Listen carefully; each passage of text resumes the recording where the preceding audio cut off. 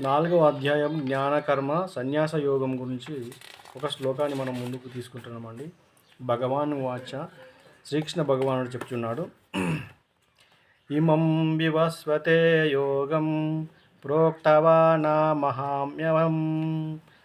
వివాస్వన్మానవే ప్రహ మనుర్దీక్షావే బ్రవీత్.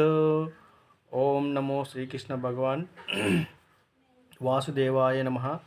అహం అనగా నేను, అహం అనేదే నేను, ఇమాం అవయం ఈ శాశ్వతమైన యోగమును వివిశ్వతే సూర్యునకు, నేను ఈ శాశ్వతమైన యోగమును సూర్యునకు చెప్పియుంటిని.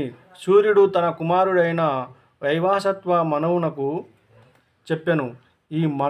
ఈ మనువు తన కుమారుడైన ఇక్షువునకు చెప్పెను. ఇక్కడ భగవంతుడు ఏమంటున్నాడంటే,